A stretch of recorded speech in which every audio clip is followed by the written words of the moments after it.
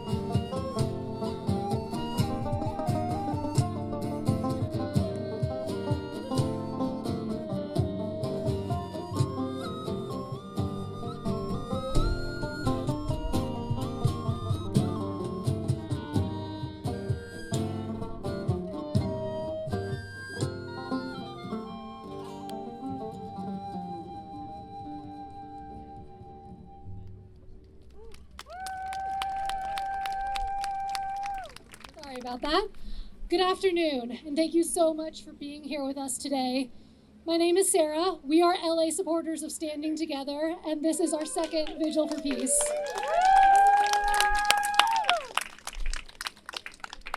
For those of you who attended our gathering in March, welcome back. It's great to see all of you again. For those of you joining us for the first time, thank you so much. It's wonderful to see you. Last time we met here in Echo Park, we were 5 months out from October 7th. We're now just about 9 months out, and things have only gotten more dire. The people of Gaza continue to face the brutality of Israel's military siege, with tens of thousands dead and hundreds of thousands more displaced from their homes with nowhere safe to go. The starvation and disease crises are growing worse by the day. During this time, only a few of the hostages being held in Hamas captivity have made it home safely and at a great human cost.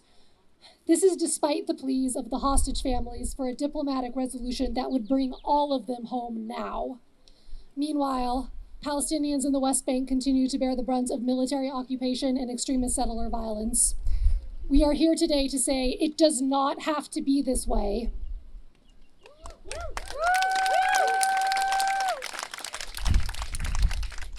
Today and tomorrow, major demonstrations are taking place all across North America, Europe, and Australia in solidarity with the It's Time peace rally happening in Tel Aviv on Monday evening. We in the diaspora join together with those in the land to raise our voices in support for ending the assault on Gaza and for a safe return of the remaining hostages.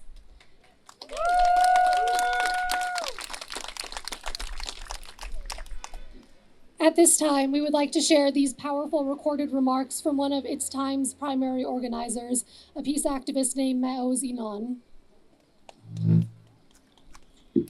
Thank you for all the supporters of It's Time. It's Time, July 1st event in Tel Aviv. It's time to stop the war. It's time for a deal.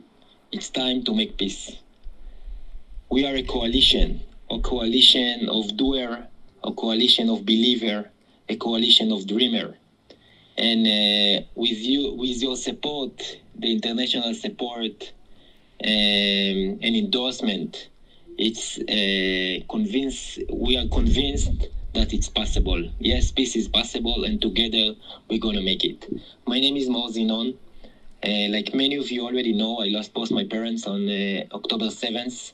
They were among the first victims of the Hamas attack. And since then, I started a journey on the path to peace and reconciliation. And the most important lesson I learned in this journey is that hope is in action. Hope is in action. And it's very simple to explain how to create hope. And this is exactly what we are doing, you are doing now. We are envisioning a better future together. You cannot create hope by yourself. We envision a better future together, and we are acting to make this future into a reality. So thank you for creating hope with us and for us, and we promise on the ground to do everything we can to make peace and create hope as soon as possible. Love and peace, and be in touch, and it's only the beginning, so we are just honored and privileged that you are with us in the coalition of peace, the coalition of the future.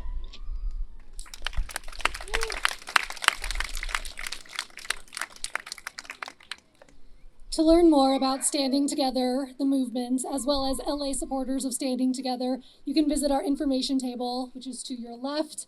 We also have food to your left as well, food and water. Please make sure to stay hydrated. It's all complimentary as well.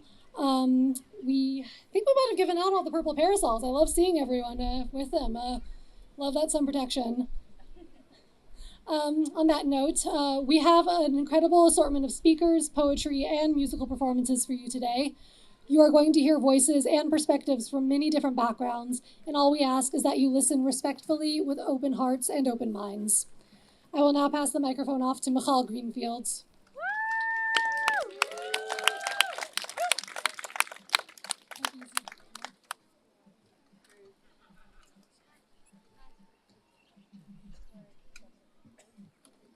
Hello. Hi. Hi. I didn't think I was gonna cry up here, and I already feel it. My name is Michal, Greenfield. I grew up in LA, and for the past 10 years, I had been living in Israel and Palestine, spending most of my time in Jerusalem, which is where I met my soulmate. And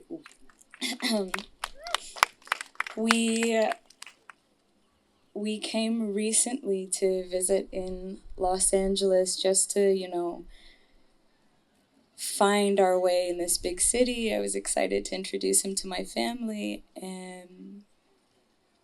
and after the war broke out, we kind of had to reconsider what kind of challenge did we want to face as we made our way in this world. And this war impacted both of us on such a personal level. And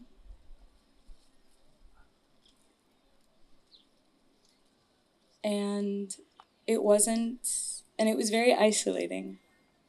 Those days, those beginning days were very lonely and very hard to find spaces of being understood, spaces that welcomed both of our pain. And it wasn't until, Adnan, who's standing over there in a beautiful blue hat, it wasn't until he found Standing Together LA chapter that we found a diverse group of people that really could see us and hold us in that way. And I feel a little bit shy and lost for words right now. So I'd like to just jump in and share things that I wrote from the last 6 months. I really took away from my writing to try and make it more soft to swallow. I'm looking at all of the children here, how precious they are. And at the same time, I think about all the children that are affected by this war. And it feels hard to wash it down knowing that. So a warning, these words are hard to feel and hard to share.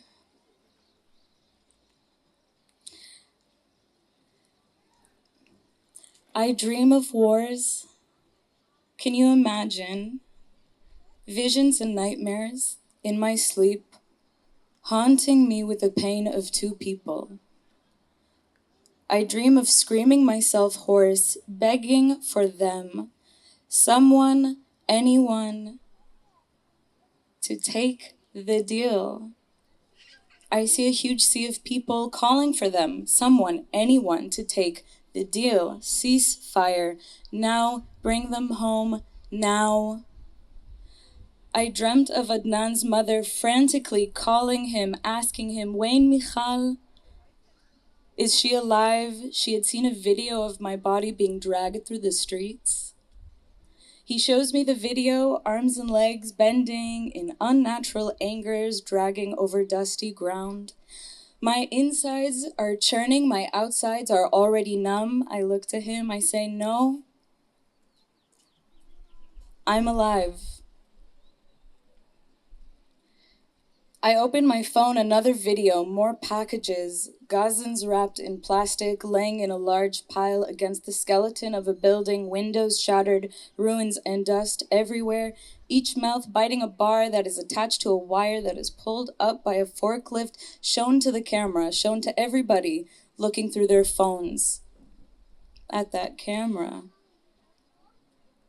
These packages are being cleared out, displayed like meats, packages so small, like the kid that I rocked to sleep a week ago. I dreamt of a hostage calling me, Lucy. Her voice was so healthy.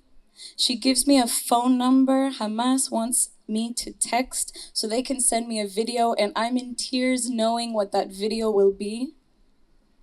Yalla. 054433443. I remember the phone number still. Lucy begins to pass a message to her family. My voice is eager to encourage her. Motek, להיות חזקה, אנחנו באים בשבילך, לא לדאוג. Be strong, dear. We're coming for you. Don't worry. But neither of us gets the chance to speak, and the phone call cuts, and I wake, frantically searching for a hostage named Lucy, a phone number connected to anyone, praying for a sign, but no such luck. And Lucy stays a hostage forever in my mind. I dreamt of staying in an Airbnb in Gaza with my friends. I saw Dory, Jake, Amro, Moaz, Malachi, Shira.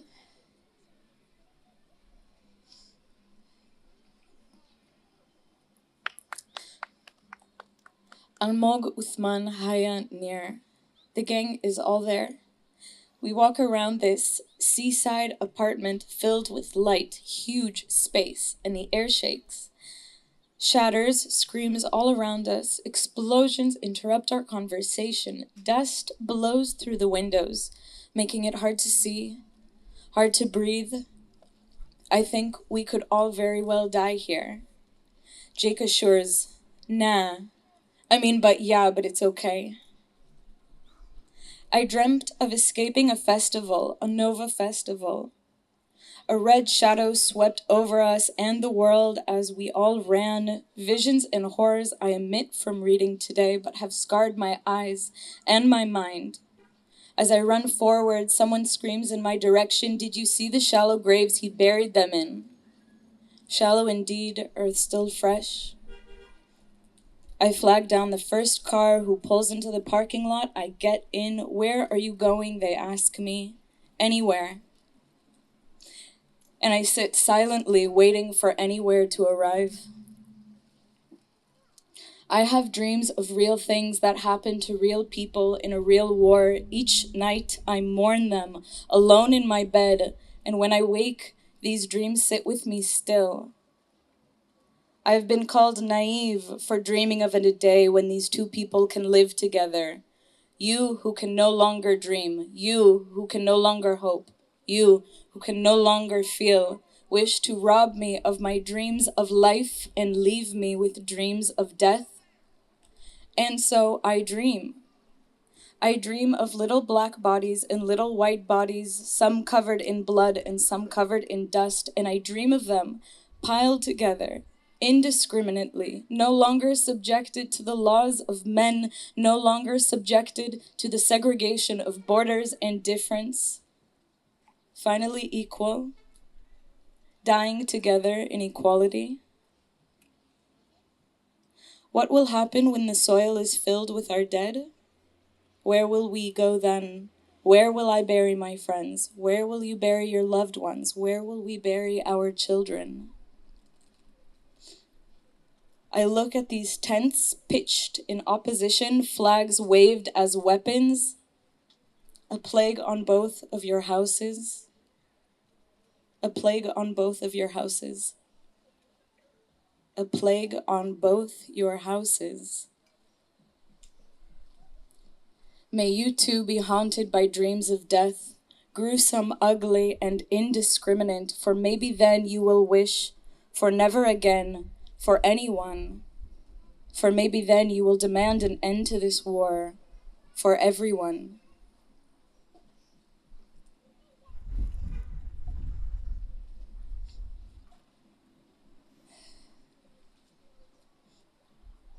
And I will finish with a prayer.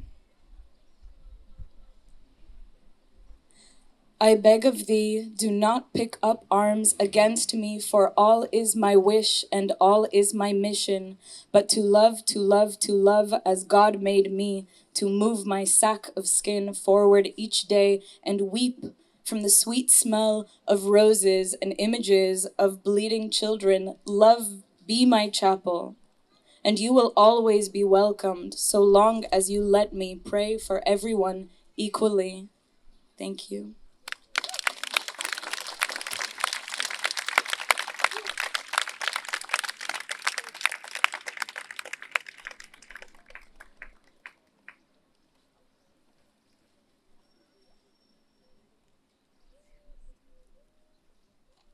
Hi. My name is Dania Weinstein. I'm the niece of Judy Weinstein Haggai.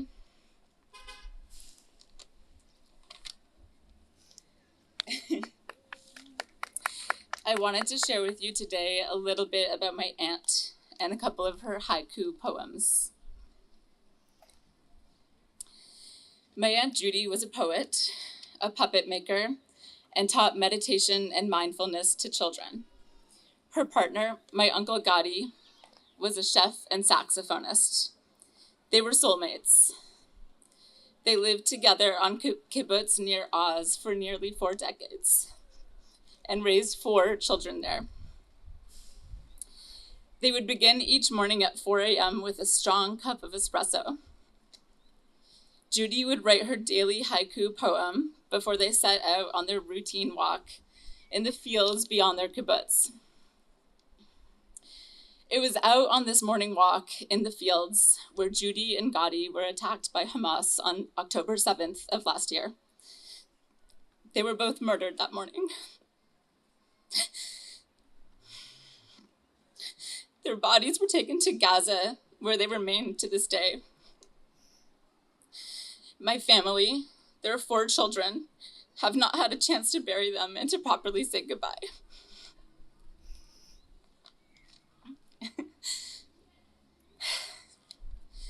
It's no coincidence that Judy and Gadi chose to build their life in a community not 2 miles from Gaza. Despite constant threat of rockets and frequent trips to the bomb shelters, they felt safe there. As pacifists and anti-war advocates, they believed in a better future, one where the people of Israel stepped up, elected a wiser government, made reparations with its neighbors, and worked towards a nation where Palestinians and Israelis could live in harmony with dignity. Despite their untimely end, my family feels strongly that these beliefs are still worth fighting for, now more than ever. No one is safe until we're all safe. No one is free until we're all free.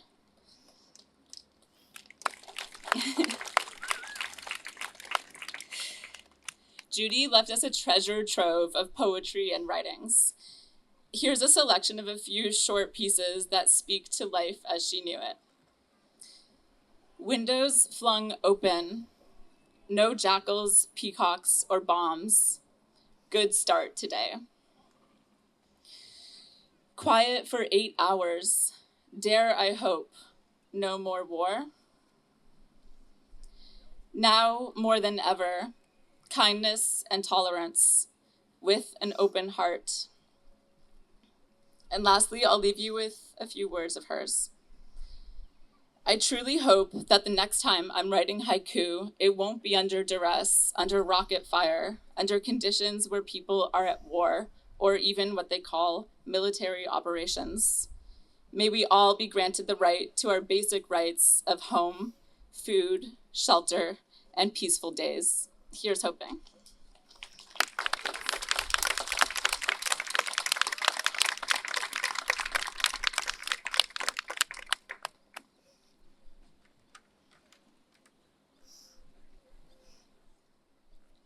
Hi, everyone. Thank you, everybody, for being here. Thank you, Dania and Michal. My name is Leeor. I'm originally from Tel Aviv. I usually get very nervous in these vigils when I speak because I speak for and about other people. So I'm going to read from my phone again. Last time I spoke about my friends. And this time I'm carrying a message from Gaza that was sent to us through my friend Tamal. Tamal and I are both from Tel Aviv, and we went to the same film school there. When we were both living in New York, we were active members in a group of Israelis against the occupation. I've been working for years with Palestinian friends in the West Bank, and Tamal has been working with her friends from Gaza. Tamal has been running for years a direct food and medication assistance program, which continues to exist during this war against all odds. On October 7th, Tamal's aunt, Hannah, 88 years old, was murdered by Hamas militants in Kibbutz Be'eri. Soon after, Tamal started receiving urgent requests for help from her friends in Gaza. Tamal chose to hold a vigil on the streets of New York in which she could both share her pain for her family and also voice the urgent request for help from her Gazan friends. She has been doing this weekly ever since the war started. The message that I'm about to read was written for our vigil here by a friend of Tamal's from Gaza. I can't reveal her name, as she can be in great risk for sharing these thoughts. But I can tell you that she's in her 30s and she's from the town of Khan Younis in the Gaza Strip. I'll read her exact message the way she wrote it. 9 months of war and nothing has changed yet. Killing, destruction, and displacement. Although the world has become fully aware and began to understand the reality of the Israeli-Palestinian conflict, and despite the widespread protests and demonstrations all over the world calling for an end to this bloody war, it is still continuing and nothing has changed. The northern Gaza Strip has been suffering from famine for months. There is nothing for people to eat. They ate tree leaves and food for cats and dogs. Children died, pregnant women, elderly men died from hunger. What are you waiting for to put pressure on Israel to allow food and medicine to enter the areas of the northern Gaza Strip? Scenes of displacement are still continuing as well. In the north, for days now, they have been displacing dozens of families from the El Shajaiya, El Daraj, and El Tukman neighborhoods, and other areas to the south of the Gaza Strip, under the pretext of a new ground invasion of these areas. Hundreds of martyrs there, most of them children and women, but here in the southern Gaza Strip, there is nothing left. Wherever you look, you will see destruction and smell blood. You have to believe that hundreds of bodies were not recovered from the rubble of bombed homes due to the lack of civil defense capabilities. My brothers and sisters everywhere, children are dying of hunger and thirst. They are dying due to the lack of medicine. They are dying due to the bombing. Everything is bad here. We have been slowly dying for 9 months. And every time we hear that an agreement will happen to end our suffering, then suddenly one of the parties comes and rejects the agreement, and we return to despair again. I have come to feel that both sides agree to annihilate us. Hamas officials, of course, see our suffering as we die in front of them because of their bloody attack on October 7th. And the extremist Netanyahu government also enjoys killing us and annihilating us. Do not despair, please. In all your protests, you must demand that the war criminals, Netanyahu, his government, Sinwar, Hania, and the rest of them, be brought to a fair trial. These criminals' natural place is in prison, not in the seats of power, and to manipulate the dreams and ambitions of millions of people. We want an immediate ceasefire, the return of the hostages, the release of our prisoners, and we will not stop demanding this. Thank you for your protest.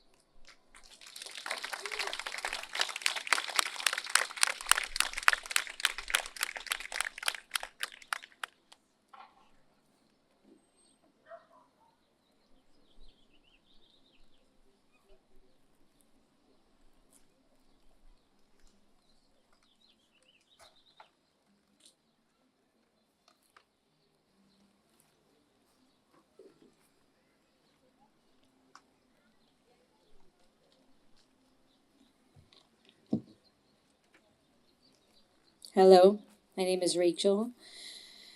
I'm going to be reading from the words of a mother of one of the hostages.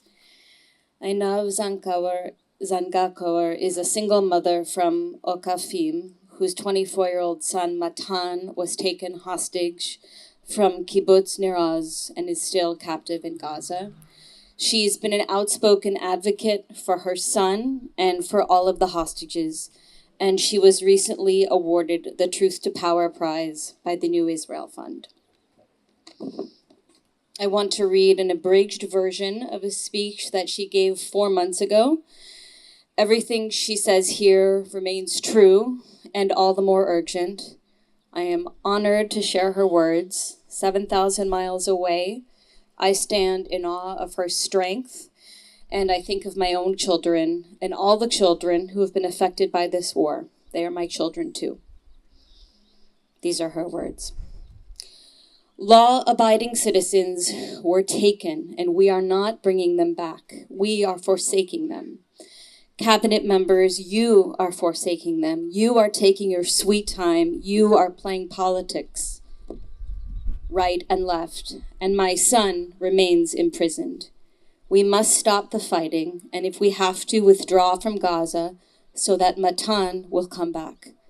All for all, my son and the rest of the kidnapped, for all Palestinian prisoners. Prime Minister Bibi, don't let Ben-Gvir and Smotrich blackmail you. Enough with scare tactics. Our soldiers risk their lives, and some lose their lives. The bereavement belongs to all of us. How much more pain can we bear? You promised that the military pressure will bring us a deal, but I am discovering that you don't really mean it. How dare you? Those are all our children in the tunnels and in the ruins. How can we go on? You said you want a total victory. What is a total victory? How do you win over a disaster? How do you win over ruins? Is giving up on people's lives a victory? Bibi, I voted for you and chose you as a prime minister. When will you choose me? When will you choose my son, Matan? How can you let people wage a toxic campaign against us in the media? This week, I, along with other families, screamed the scream of the country in Tel Aviv. By the army headquarters, we were met with verbal and physical violence. How can you not take care of us? How can you not take care of my son, Matan? How? I will not let my son be a victim. His life has no price tag. The life of the country has no price tag. This is a critical life and death situation. Woe for the country that forsakes their citizens and refuses to pay the price. Woe for us if we don't look after each other. We have to stop the war and withdraw from the Gaza Strip. The noose is closing on our loved ones. We must have a deal now. Thank you.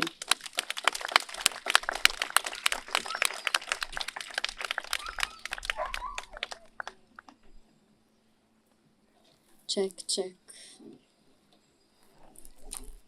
Are we good? Okay.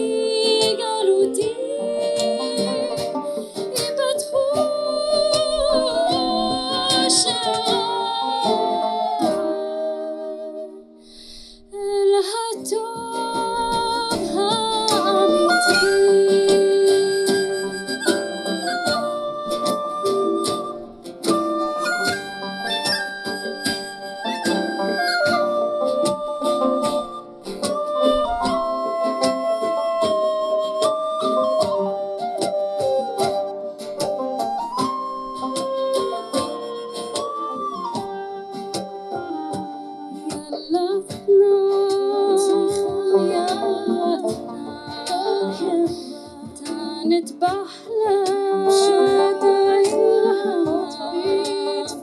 روح يا حمام لا تصدق اضحك عالطفل التبع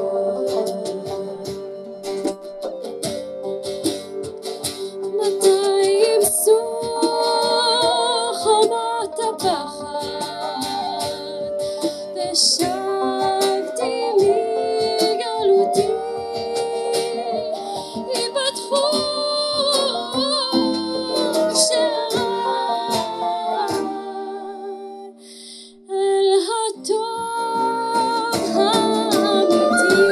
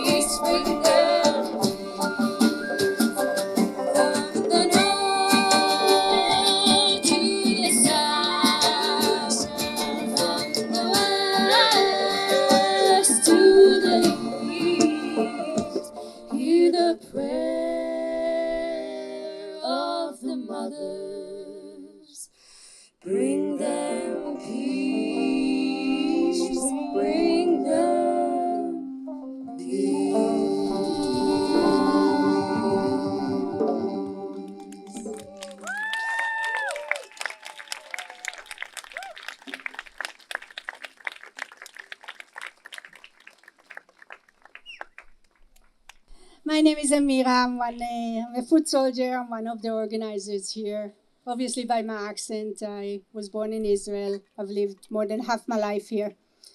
I'm here to talk to you mostly about standing together, the response to the war, and the humanitarian guard. I guess my qualifications are I just came back from Israel, and I'm going to tell you about that. Whenever you go to Israel, there's always somebody says, aren't you worried, aren't you afraid? And you always shrug.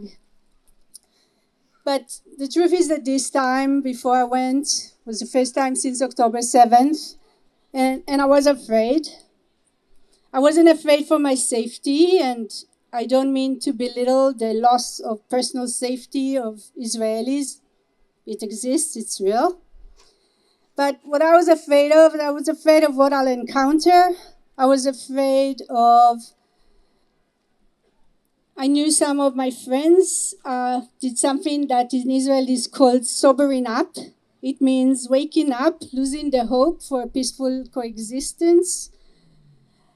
I was afraid to meet the darkness, the hopelessness, and the envelope of what I actually did find when I went to Israel.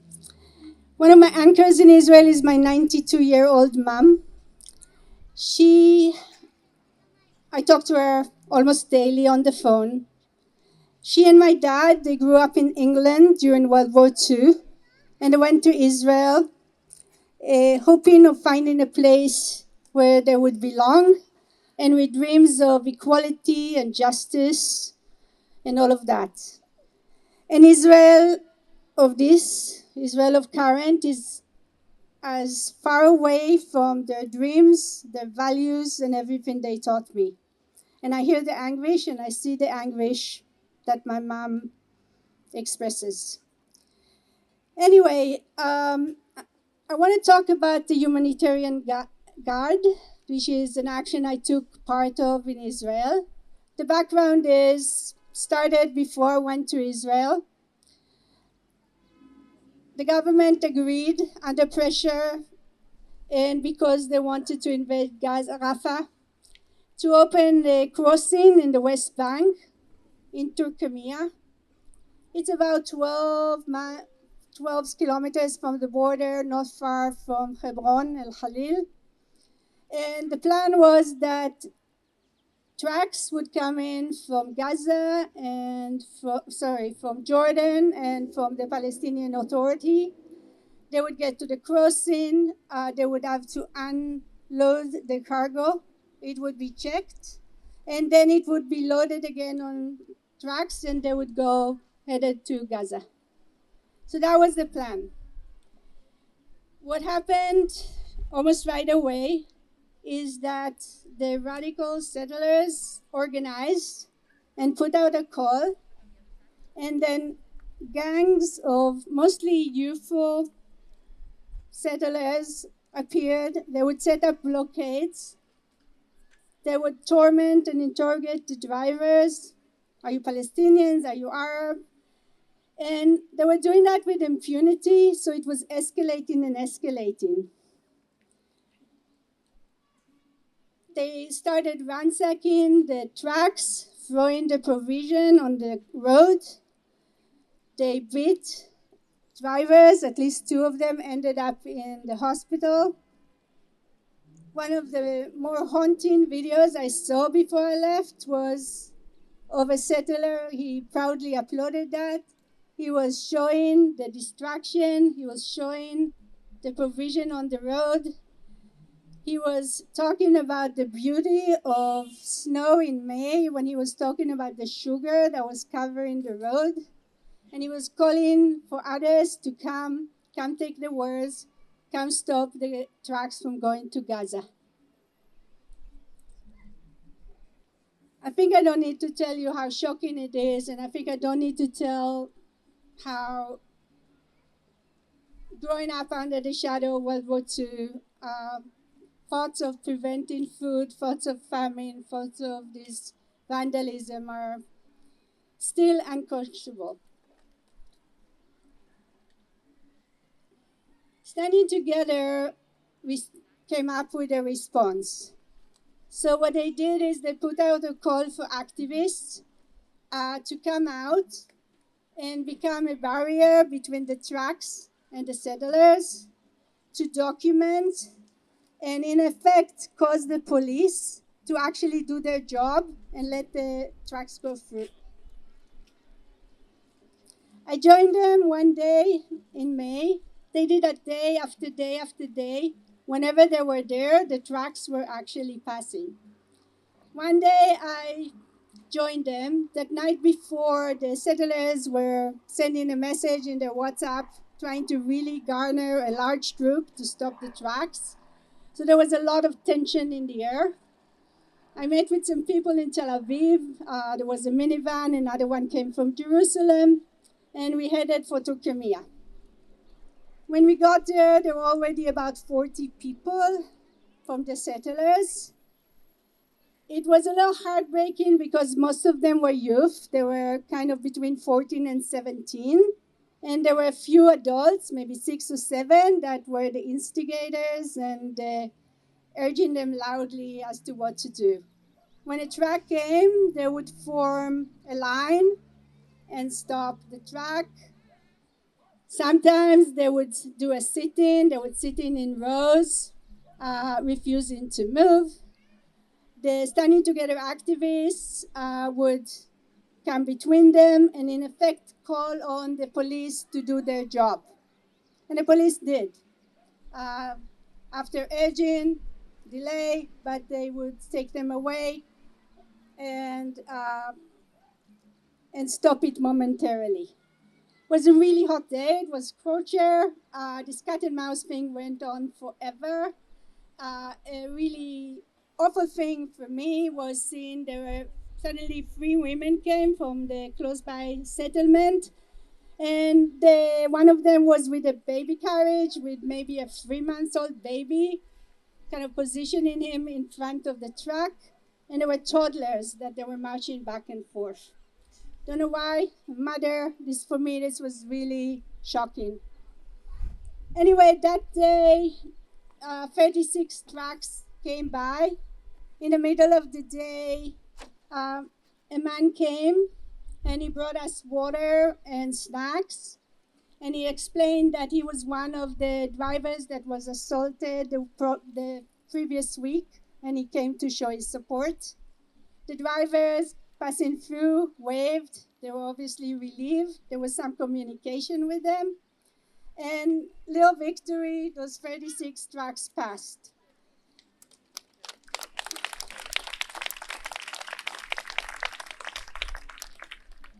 This happened day after day. In a few days, though, after I went, the settlers stopped showing up. It wasn't working for them. The police had to stop them. The trucks were passing, and they gave up. Maybe temporary, maybe small, but a little victory and a little boundary in a place where there's no justice and no law.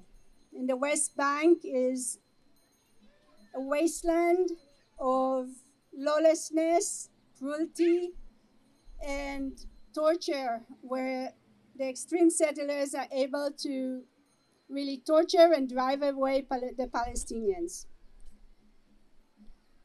Okay, I wanted to read something that Uri Veltman from Standing Together said to frame the action. Let me find it. What he said is, we see the humanitarian guard as both a way to express solidarity with people in the Gaza Strip and to wage a fight over the character of our society. We refuse to allow Israeli society to be modeled after the morality of the far-right fanatic Zidus, who dehumanize Palestinians and promotes politics of death. Standing together as a movement is rooted inside Israeli society with all its complexities, and is working to shift public opinion and organize Jewish and Palestinian citizens of Israel to build a new majority, one that can advance towards peace, equality, and social and climate justice. Standing Together strives for a new, safer, and more moral society to improve both lives and Jews and Palestinians, and understanding that nobody will have safety until everybody has safety, and nobody will have safety without peace.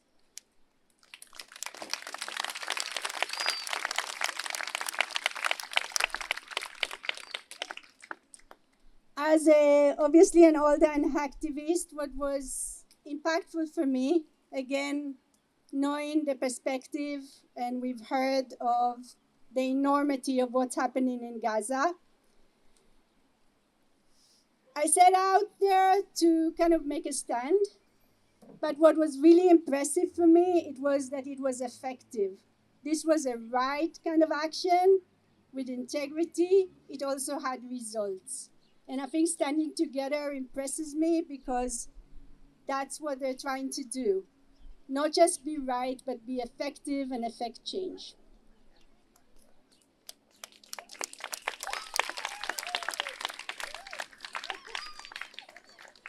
A few days later, there was the March of Flag in Jerusalem, and you might have seen that. It became a mob that was beating up Palestinian bystanders and shopkeepers and journalists as well. The dances, including chants like "May your villages burn," and also calling for really starving all the people in Gaza. Stuff like that. The humanitarian guard was there as well. They were outnumbered, but they was there. They were documenting, they were trying to protect. And the day after, they went to try and help with the cleanup. Again, maybe symbolic, but actually really meaningful and really necessary, and really helped bring to the general society what was going on.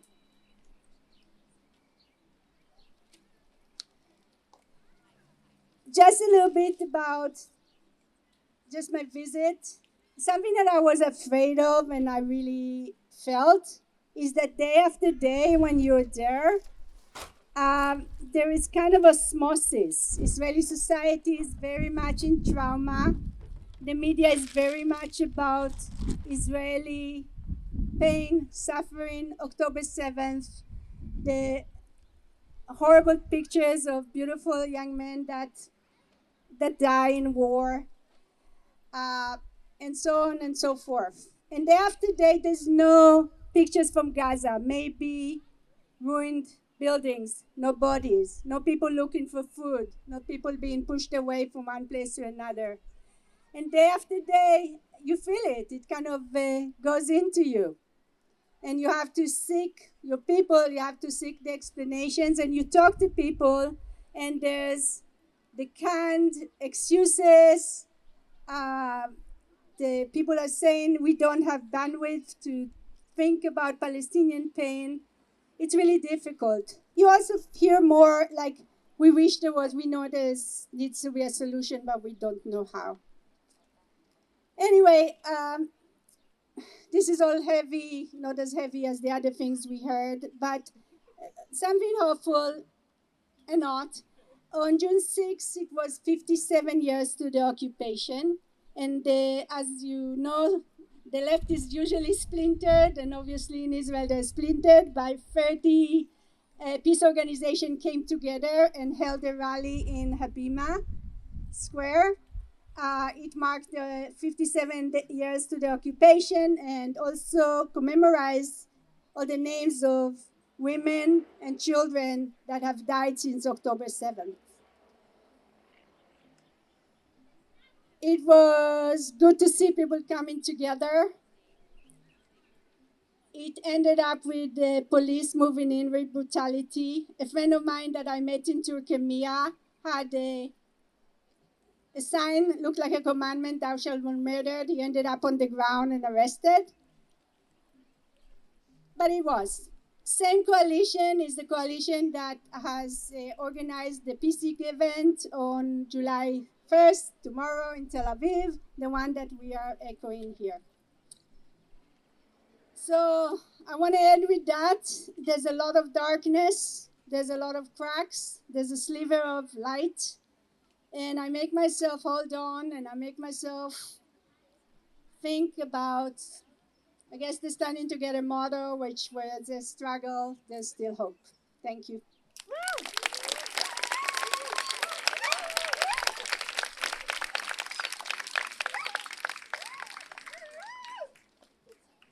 Quick housekeeping note. Did anybody lose a pair of glasses? If not, I don't know whose they are, but we'll have them over. I'll put them at the information table after this. How about that? So a couple other things. First of all, I've been told that we had over 200 people here today, which is amazing to be out here. It was heat. I'm amazed. You're amazing. I'd also like to note, this was supposed to be the slot where Elad Nahorai was going to be speaking. Elad is a journalist whose focus is on extremism. He's also an activist, and he does really important and powerful work. Unfortunately, it's also work that sometimes makes him the target of the sorts of extremists that he works to cover. And unfortunately, he recently received threats not just to himself, but to his family. And for that reason, he felt it was best for him to lay low for the time being and not join us today. He sends his regrets for not being here, and I'm obviously sorry that we didn't get to hear what he had to say, because you should follow his work if you don't. He's a really powerful writer. We have some more music for you now.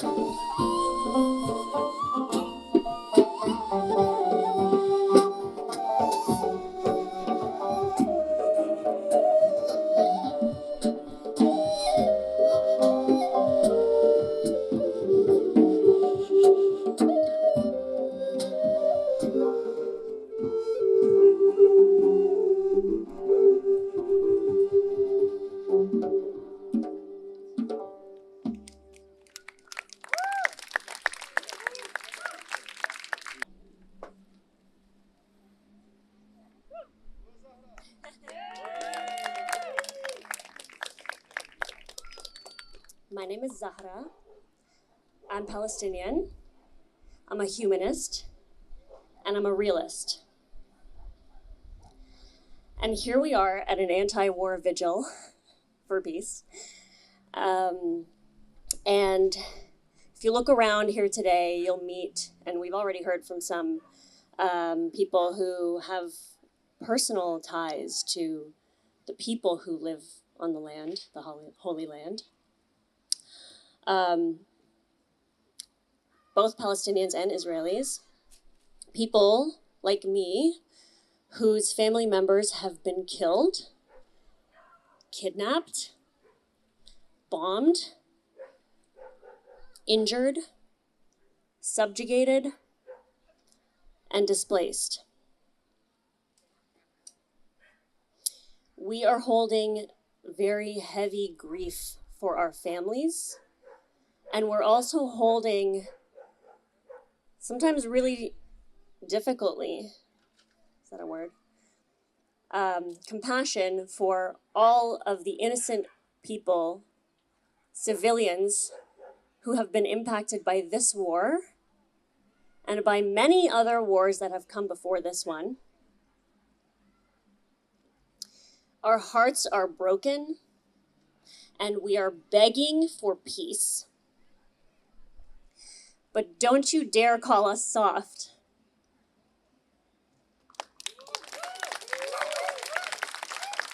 We are peace activists, yes, because it's the compassionate thing to do, but also because it's the smart thing to do. It's the strategic thing to do. It's the practical thing to do to keep our families alive. There are many things that are obvious to me. Oppression breeds violence. Violence breeds revenge. And revenge is a really ineffective way to solve a problem.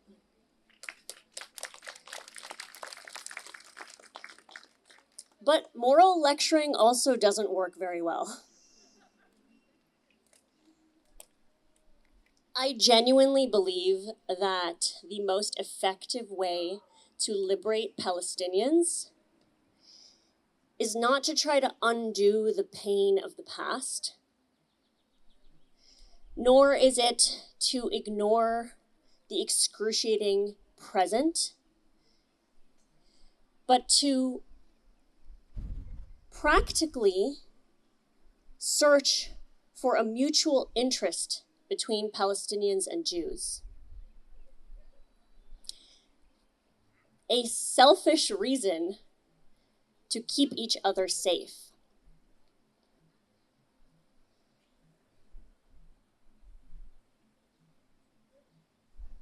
So if nobody is going anywhere from the river to the sea, then the only realistic thing to do is to work together to build a better life for everybody.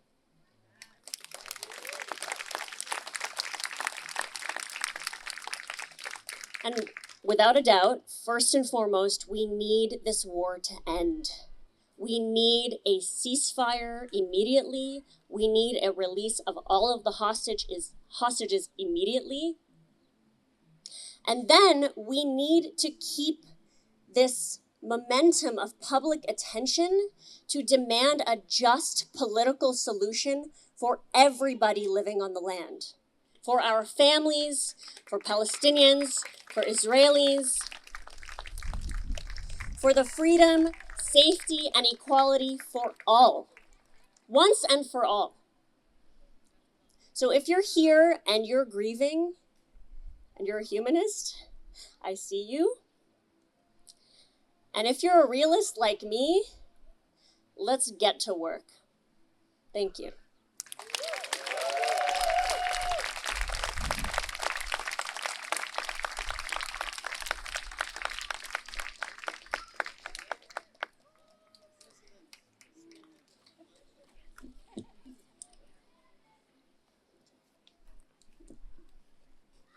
Hi everyone, can you hear me?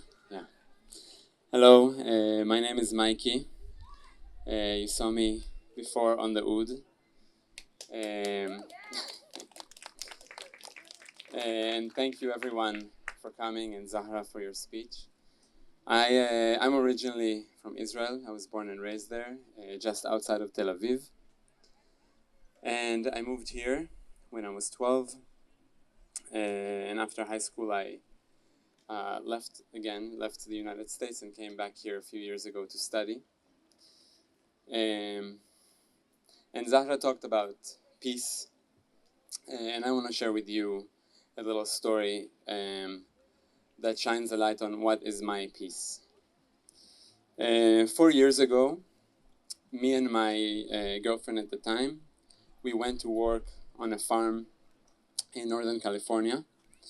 This was actually a farm of a family friends of ours who was a Palestinian citizen of Israel. And when we got to the farm, she told us, listen, in a week, 2 more people are going to come. There's an American couple here. And 2 more people are going to come. They're from Gaza. Ahmed and Wala. You're from Israel. They're from Gaza. Don't make problems. Make peace. That's what she told us. That's what she told us in the farm. And I thought to myself, of course, I'm for peace. I'm not going to make any problems. I'm a peaceful person. And I would admit that I was curious, but I was also a little bit afraid because I've never met anyone from Gaza, which is, what we now know we could see as the other side. And they came, and we shared the space together. We were in the middle of nature, in the forest, and we shared the same kitchen together, the same work together. We worked under the same people together, and sometimes we shared the food, but nonetheless there was a tension, an elephant in the room that kept growing bigger and bigger. And I kept on thinking to myself, yes, I'm for peace. I'm a peaceful person. Why is there this tension? And I felt suffocated by it, and I didn't know what to do. And this tension grew day by day until one day, one of the Americans came up to me and started screaming at me. 6 a.m. in the middle of the forest when there's still fog outside. They were screaming at me. They were calling me a white supremacist and a colonizer and an occupier. And I was in shock at this moment. I never heard these words used, pointed at me. And this was a moment that was a wake-up call for me. I began to feel resentment and anger, and I thought, this is unfair. Why are they pointing these words at me? I thought I was a peaceful person. I thought that I was for peace. And reflecting on that moment, I thought to myself that I have a choice now at this moment. Unfortunately, we had to leave the farm the morning after. But I could either resort to resentment and hate and say, now I know they hate me, so I'll hate them too. Or I could continue seeking peace and understanding what it means. And for me, at that moment, it meant to try to explore how come it is that miles away, an ocean away from where we all grew up in, they in Gaza City and me in Tel Aviv, when we were in the middle of nowhere, sharing so much, the food, again, the space, the work, how come we still didn't manage to share the same space, to hold space for each other? And what I realized is that the peace that I was for was a peace that is silencing, a peace that is not allowing people, and especially Palestinians, Ahmed and Wala at the time, the people who were with me on the farm, to be their identities and their histories. And I realized that for me, peace is not looking only like rainbows and butterflies, as people say, although this is important also. But it's also painful. And it's painful also for me right now to come up here and say this, but it's painful and it's difficult. And it required me, and I can say that it requires us as well, to go and acknowledge and face the dark traumas and the dark histories that exist in us as individuals, in us as a people, in us as people that live on the land. And for me, that was really difficult. I felt that by recognizing the pain and recognizing the history of Palestinians, and again, in that case, that was these two people from Gaza, I felt that I was undermining my own existence.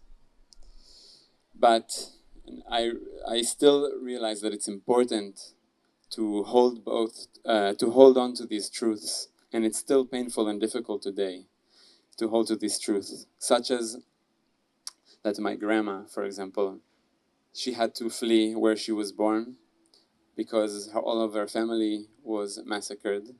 And she came to a place where she could feel that she was safe, and call it a home.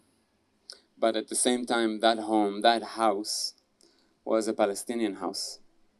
It was a house that a family lived there not long ago, maybe a few months, maybe about a year. And these are not solvable truths in me.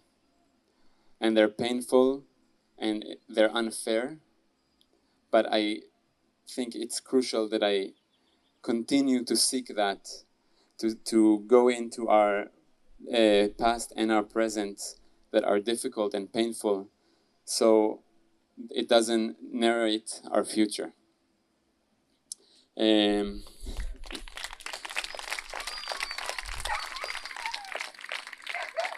that same peace, now looking back, that same peace that I was for, that silencing peace, that we all have to not talk about anything kind of peace. I thought that it was non-violent, but it was some form of a violent presence. And that peace exploded in my face that morning, 4 years ago. And today, 4 years after, I had another moment, and I think many of us, in October 7th and the days that were leading after it, that was another fork in the road, another choice to choose peace and to go even deeper to the pain, to the difficulty, to the humanity, to our humanity, to see the pain of people, no matter who they are, what their name is, or where they're from. And today this peace is now not a passive peace anymore. As Zahra said, it's not only soft. Now my peace is active. And it's a piece of coming together with other Palestinians, with other Israeli Jews, with other allies, Americans and others that are joining us, to fight together, to take part in a joint struggle together, to fight for a future for us that is equal, that is free, that is, but more than just than that, not only a future that doesn't have war and death and celebrates life, but also a future that is prosperous, that we can be proud of, all of us, that we can be proud of and show to the world. And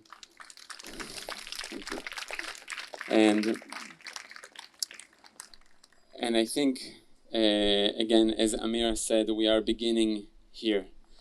And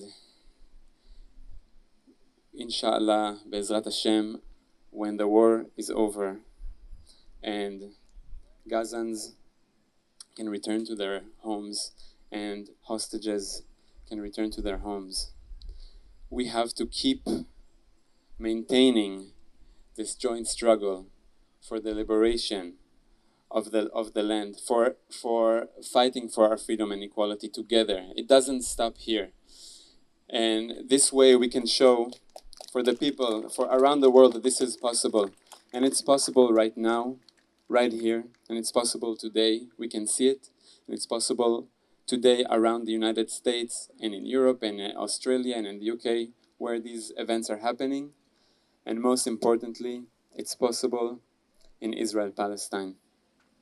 So, thank you so much.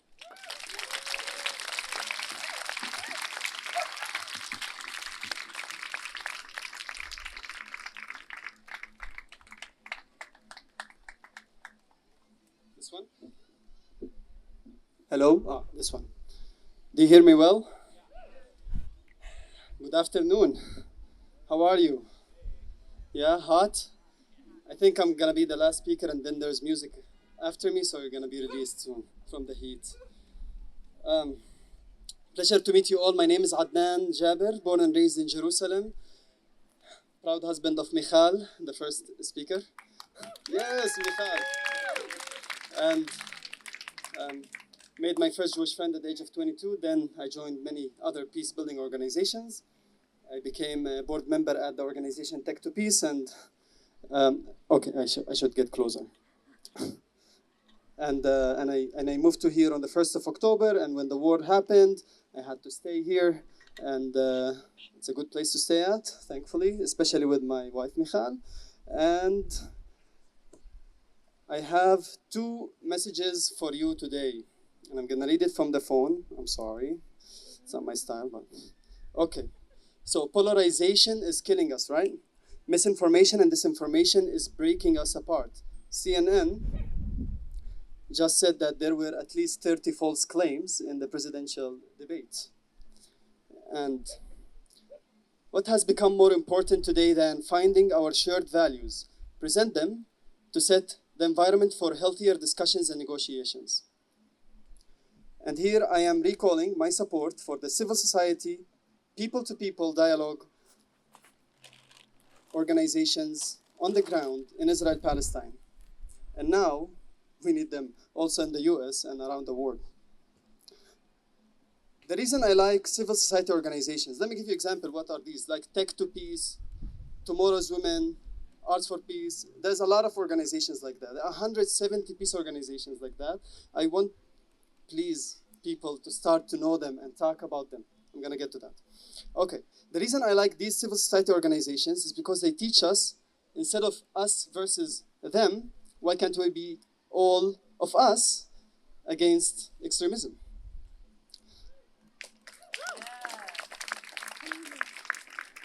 Also, in civil society organizations, you know, sometimes words can be hard to express yourself, but peace building really happens best when people connect physically with each other, like in cooking, dancing, singing, doing anything together. And that's when the magic happens. Okay, I have bad news and good news. The bad news is civil society organizations, people don't know about them, just like I mentioned, because on the news, what bleeds, leads, always on the first page.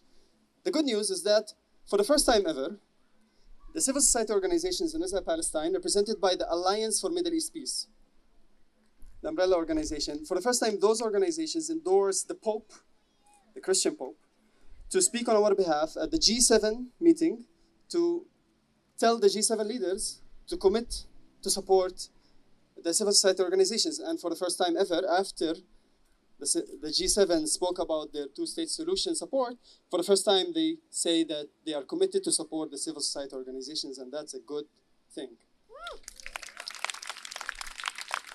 We need to hold them accountable for their words and see their actions. The US supports the civil society organizations in Israel Palestine with $50 million a year. But if you put that in comparison to the military aid, you will understand why the conflict is deepening rather than resolving. Fun fact, I chatted with ChatGPT and asked it how much percentage should go to civil society organizations out of the $14 billion that are going to Israel for arms and bombs. It said at least 20%. Listen to ChatGPT. How can you help? Educate yourself about those organizations. If you want to know more about them, ask anyone in Standing Together core team, or go to allmep.org website, the Alliance for Middle East Peace. And there you can see members, and then you can see a list of 170 peace organizations, and you can filter between them if you're interested in art, in music, in religion, in tech. There are a lot of them. So find the one that you like, learn more about it, and then start sharing about them, and then support them financially if you can. Help those organizations join forces, and you can also send a message to your governor and ask them to support the Peace Building Organization Fund. That was the first part of my speech. Now the second part. Social media is a powerful tool, and it's a big contributor to our polarization. Social media rewards the short, oversimplified content and leaves no room for deeper thinking, dialogue, and understanding, unfortunately. To overcome this algorithm, I'm proposing two things. Either we disconnect from social media and connect with the world around us, engage in meaningful dialogue circles in civil society organizations, like I mentioned, or use a more powerful algorithm to help us find our shared values, like AI. I understand AI has big risks, but at the end of the day, it's a tool, and it can be used for good, it can be used for bad. So let's use it for good, for our sake. From my experience with ChatGPT 4.0, I'd like to share with you. I found it successful at being a Shazam for detecting anti-Semitism and Islamophobia. If you have a sentence in your mind like,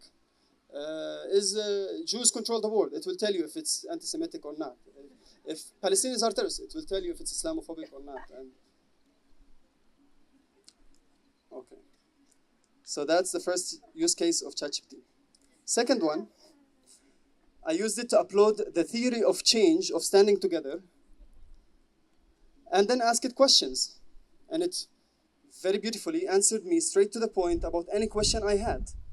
So use it for your organization. Upload your ethics, statements, missions, whatever you have, Q&A, to that GPT, which is in one-click button.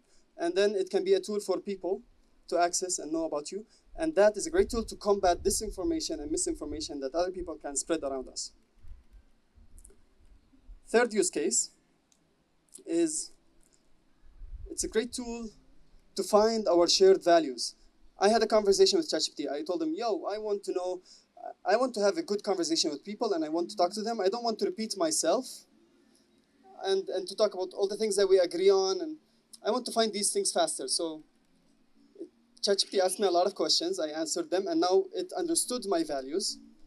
And another friend of mine did the same thing. And then when me and my friend came to dialogue with each other, it immediately told us all the things we agree on and the things that we disagree on. And we started from a much healthier place, our conversation. And we saved a lot of time. So try that too. I have more use cases for AI and other tools, not just ChatGPT. I'm hoping to organize an event. If you know a good tech company where I can host that event and talk about more use cases, please reach out to me. I have a lot. I was 1 week in Indiana, and we learned a lot. Okay. Let me sum up with two things.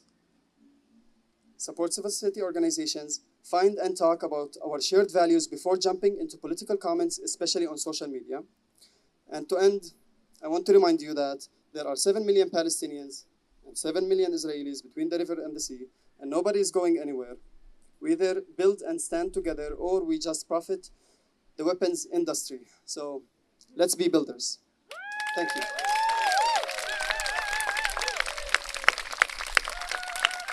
Now for music.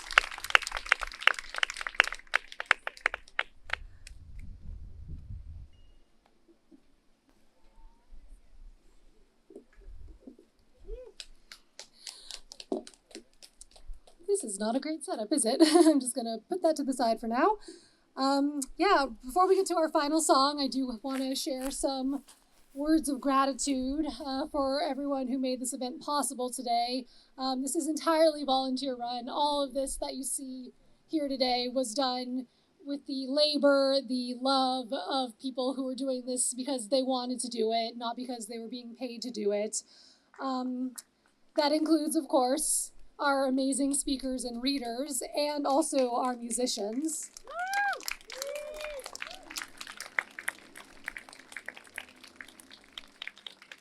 So first of all, we have our vocalists, Aveva, Hagar, Sarah, Adam, and Michael Bloom, also known as Whatever Mike. On the oud, we have Mikey Aboutboul, and on guitar, Nadav Peled. Percussionists, Angelo Spampinato and Aziz Yahu. Did I get it right? Angelo was also helping with our sound, by the way. And also our wind section, Itamar Bin Zimra on the clarinet, Marco Danilovsky on caval, and Tali Rubenstein on the recorder. And a huge, huge shout out to Ira Becker for handling our sound. Couldn't have done this without him. Want to give special shout outs as well to the tireless work of our content, education, graphics, and social media committees. Thank you to Simon and Hal for manning our information table, and Naomi and Liv for seeing over the kids' table. Our documentation team doing a great job filming, taking pictures, making sure that we can preserve this. Also our de-escalation team for looking out for all of us today. Thank you so much for keeping us safe. I also need to take a moment to specifically shout out Mikey, who just absolutely went above and beyond as our Vigil leader. He was doing so much coordinating, going back and forth between people. He runs our social media. He does it all, and literally none of this could have happened without Mikey's work, so just really wanted to make it known. It's seen, it's appreciated. You're awesome, Mikey. And of course, thank you to all of you for being here. You have been an absolutely fantastic audience. Your energy and your love, it's just palpable.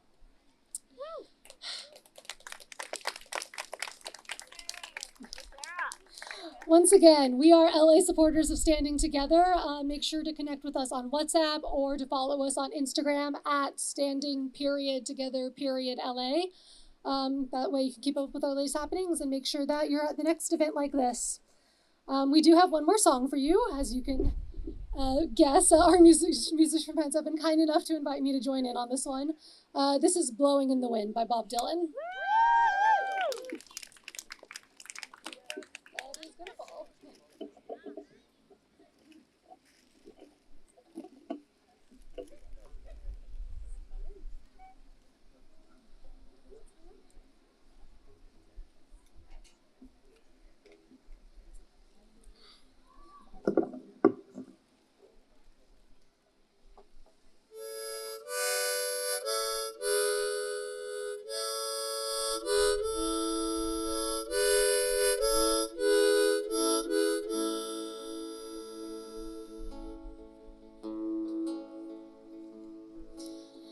How many roads must a man walk down before you call him a man? How many seas must a white dove sail before she sleeps in the sand? Listen, how many times must a cannonball fly before they're forever banned? The answer, my friend, is blowing in the wind. The answer is blowing in the wind.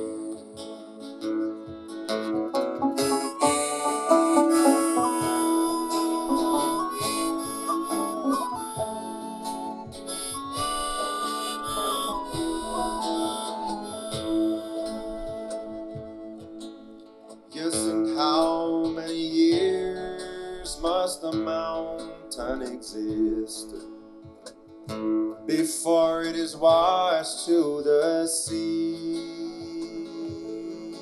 And how many years can some people exist before they're allowed to be free? Yeah. And how many times can a man turn his head and pretend he just does not see? Oh, the answer, my friend, is blowing in the wind. The answer is blowing in the wind.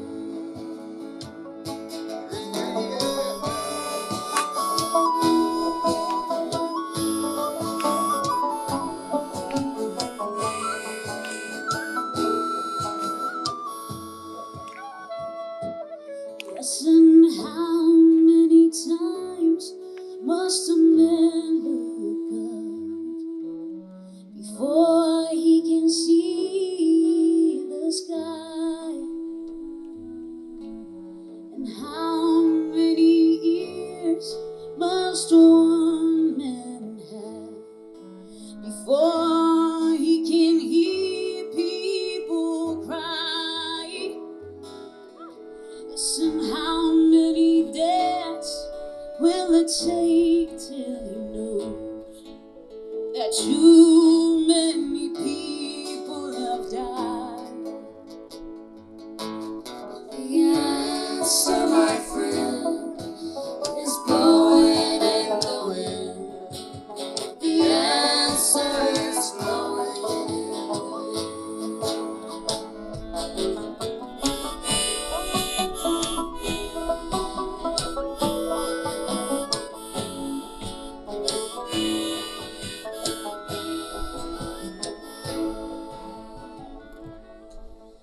The answer, my friend, is blowing